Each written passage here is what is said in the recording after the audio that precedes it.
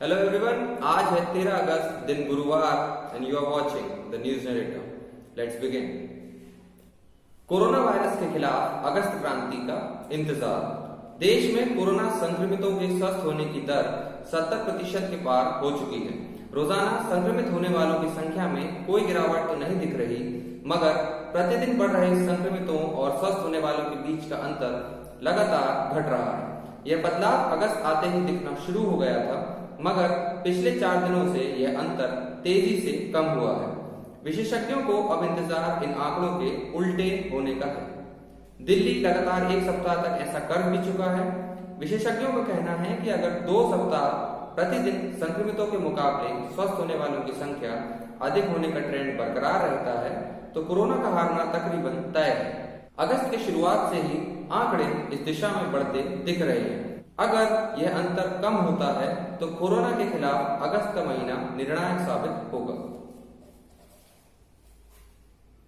Space race की तरह पश्चिम दुनिया के साथ रूस की वैक्सीन रेस। दुनिया की पहली कोरोना वैक्सीन तैयार कर उसका नाम स्पुतनिक 5 रखकर राष्ट्रपति पुतिन साफ कर दिया है कि रूस वैक्सीन बनाने की होड़ को शीत युद्ध के दौरान छिड़ी अंतरिक्ष दौड़ मान रहा है। पुतिन ने सीधे सीधे इसे रूस के राष्ट्रीय गौरव से जोड़कर वैश्विक दौड़ में रूस की जीत का ऐलान भी करने की कोशिश की है। दरअसल स्पुतनिक दुनिया का पहला मानवीकृत उपग्रह था जिसे तत्कालीन सोवियत संघ ने 1957 में सफलतापूर्वक पृथ्वी की कक्षा में स्थापित किया था। इसी क्रम में रूस ने 12 अप्रैल 1961 को पहले इंसान यूरी गैगरिन को अंतरिक्ष में भेजा था। इसी की होड़ करते हुए अमेरिका ने 1969 में नील आर्मस्ट्रांग को चांद पर उतारा था। कुछ विशेषज्ञ कोरोना वैक्सीन की होड़ को वैक्सीन राष्ट्रवाद बता रहे हैं। कह रहे हैं कि रूस ने वैक्सीन डेवलपमेंट में शामिल जोखिमों की अनदेखी की है और वह भू राजनीतिक प्रभाव बढ़ाना चाहता है।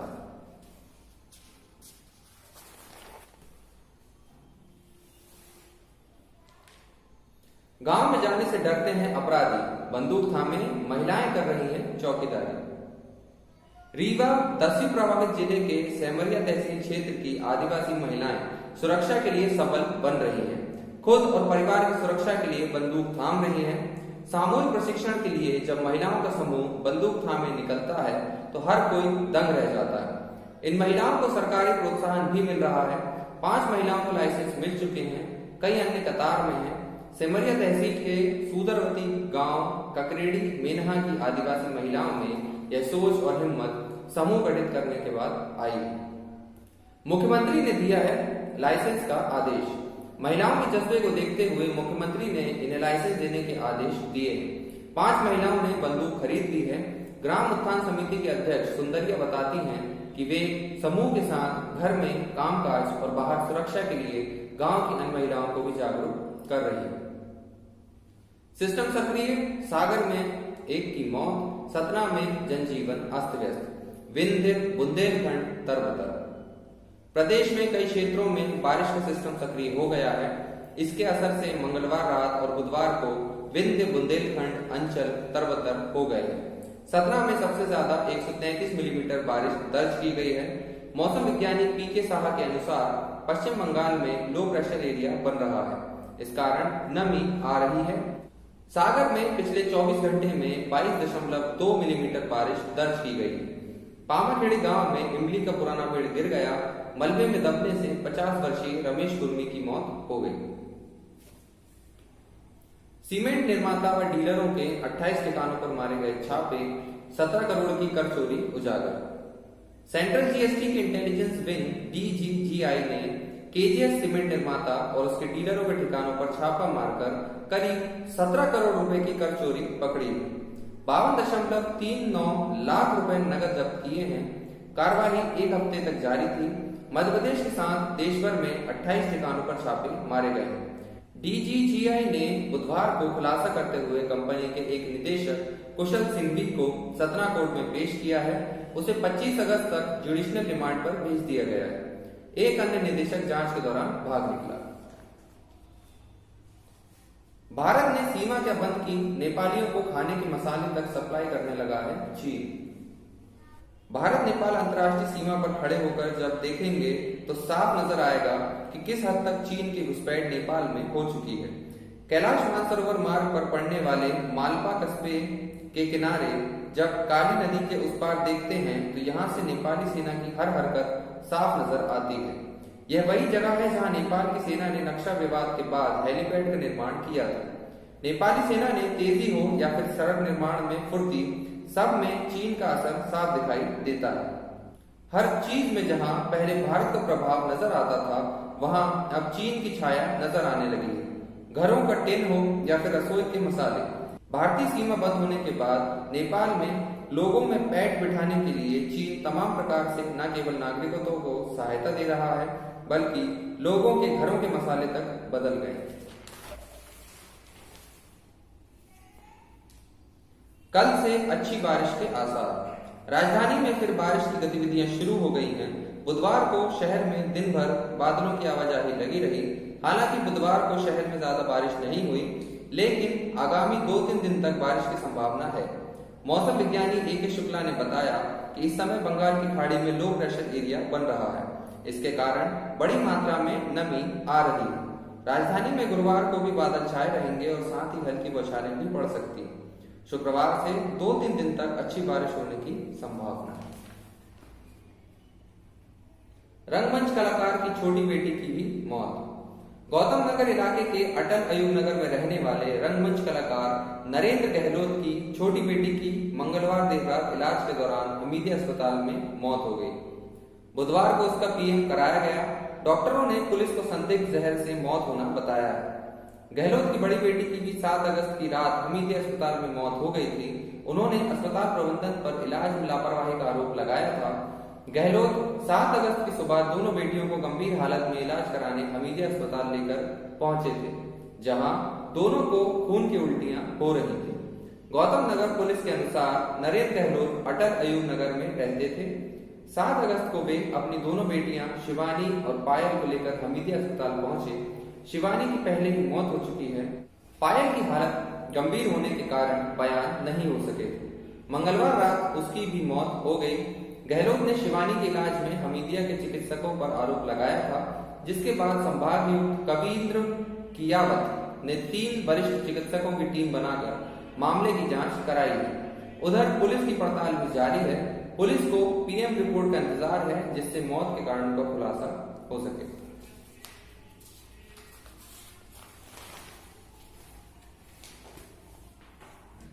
रविवार को लॉकडाउन, नहीं हो पा रहे हैं प्रार्थना में शामिल। गिरजाघरों में रविवार की प्रार्थना के लिए अनुमति दे प्रशासन। रविवार को पूर्ण लॉकडाउन के कारण गिरजाघरों में होने वाले रविवारी प्रार्थना में समाज के श्रद्धालु शामिल नहीं हो पा रहे हैं। इसे लेकर राष्ट्रीय ईसाई महासंघ ने गृह मंत्री नरोत्तम मिश्रा को ज्ञापन सौंपा है और रविवार को गिरजाघरों में प्रार्थना के लिए अनुमति देने की मांग की है। महासंघ की ओर से दिए गए ज्ञापन में प्रदेश में रविवार के दिन सुबह 8 से 10 एवं शाम 5 से 7 बजे तक की अनुमति मांगी। राष्ट्रीय ईसाई महासंघ के संयोजक फादर आनंद मुंदुगल ने बताया कि महासंघ निरंतर इस पर कार्य करता रहेगा जब तक शासन द्वारा ईसाई समुदाय को रविवार को गिरजाघरों में प्रार्थना की अनुमति नहीं मिल जाती।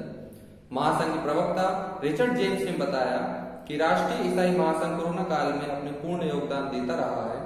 अभी भी सरकार द्वारा प्रार्थना की अनुमति देने पर संपूर्ण ईसाई समुदाय सरकार द्वारा जारी सभी नियमों के अनुसार ही गिरजाघर में रविवार की प्रार्थना करेगा।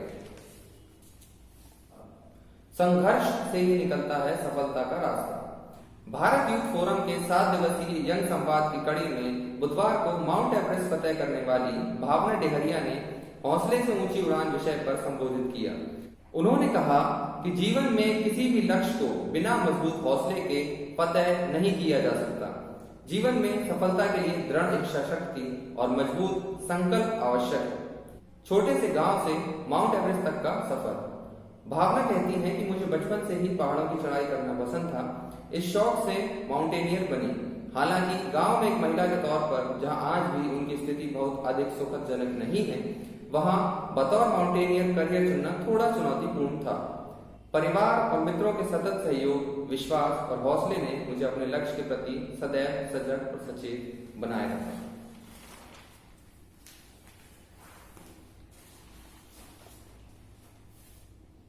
कफ सिरप से अब 2 साल की बच्ची की किडनी फेल। हिमाचल प्रदेश की दवा निर्माता कंपनी डिजिटल विजन फिर विवादों में है। इस बार मामला कफ सिरप के कारण 2 वर्षीय बच्ची की किडनी फेल होने का है। यह वही दवा कंपनी है जिसके कफ सिरप से फरवरी में जम्मू में 9 और हरियाणा में 1 बच्चे की मौत हो गई थी। 20 दिन से हिमाचल प्रदेश के बद्दी निवासी 2 वर्षीय बच्ची का इलाज Chandigarh post graduate institute of medical education and research में चल रहा है। बच्ची ने डिजिटल विजन कंपनी के कफ सिरप का सेवन किया था, जिसके बाद उसकी किडनी फेल हो गई है। 4 अगस्त को PGIMER ने देश के central drugs standard control organisation को शिकायत भेजकर कहा कि बच्ची ने 22 जुलाई को कई दवाएं ली थी, उसमें कफ सिरप भी शामिल था। परीक्षण में पता चला है कि उसमें डाइइथिलीन ग्लाइकॉल है। इस रसायन को किडनी फेल करने और न्यूरोलॉजिकल विषाक्तता के लिए जाना जाता है। बैंगलोर पुलिस फायरिंग में 3 की मौत, 165 गिरफ्तार। सोशल मीडिया पोस्ट पर बवाल, थानों में तोड़फोड़, लगाई आग। विवादित सोशल मीडिया पोस्ट को लेकर मंगलवार रात बेंगलुरु के डीजे हल्ली और केजी हल्ली इलाके में हुई हिंसा के बाद पुलिस फायरिंग में मरने वालों की संख्या बढ़कर 3 हो गई। पुलिस ने उपद्रव में शामिल 165 लोगों को गिरफ्तार किया है। इसमें पोस्ट करने वाले नवीन के अलावा हिंसा भड़काने के आरोप में मुजविल पाशा व अयाज को गिरफ्तार किया गया। पाशा व Ayaz social democratic front of India से जुड़े हैं। इस बीच कर्नाटक के गृह मंत्री ने कहा कि हिंसा पर काबू पाने के लिए पुलिस को गोली चलानी पड़ी।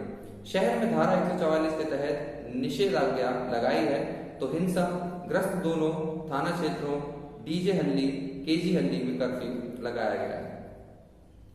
जांच के लिए दिए हैं आदेश। सरकार ने मजिस्ट्रेट जांच के आदेश दिए हैं। केंद्रीय अपराधिक शाखा जांच कर रही है। गृह मंत्री बोम्मई ने कहा कि संपत्तियों के नुकसान की वसूली घटना में शामिल लोगों से की जाएगी।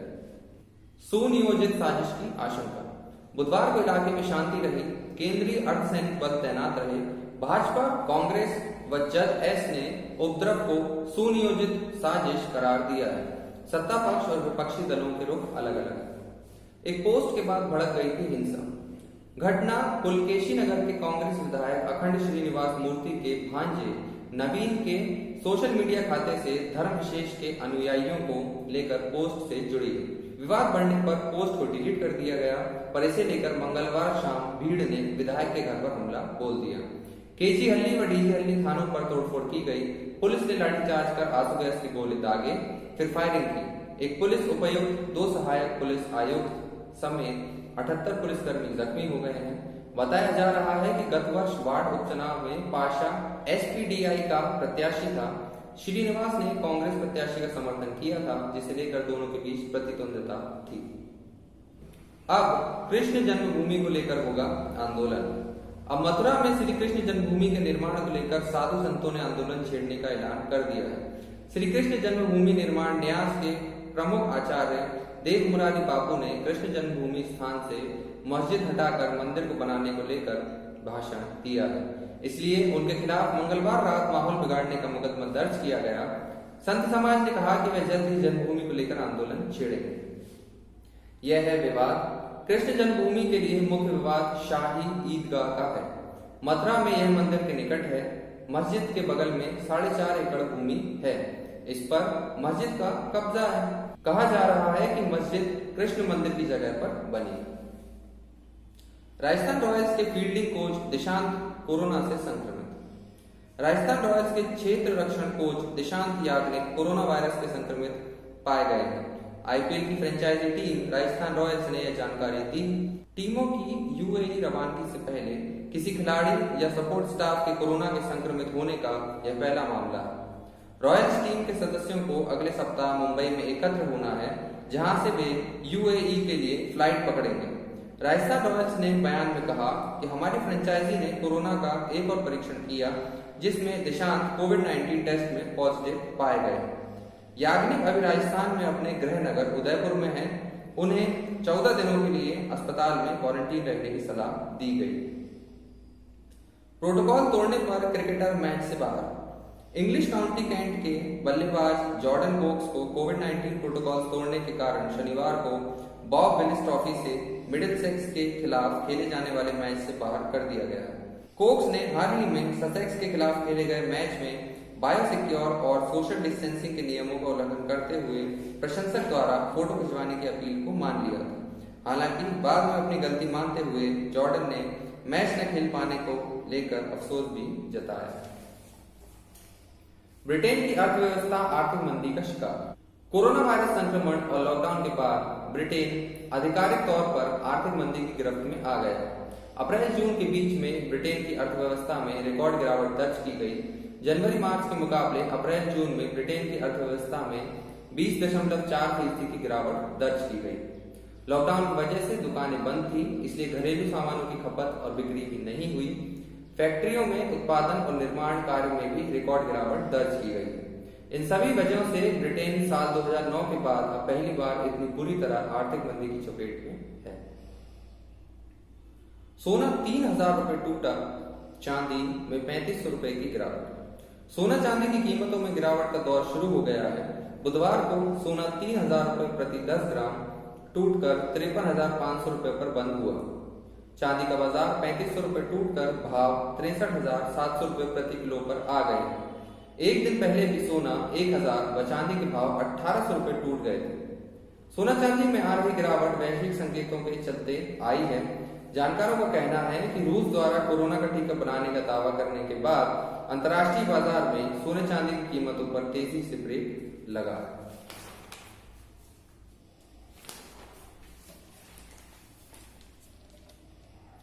सऊदी अरब को मनाने पाक सेना के प्रमुख जाएंगे।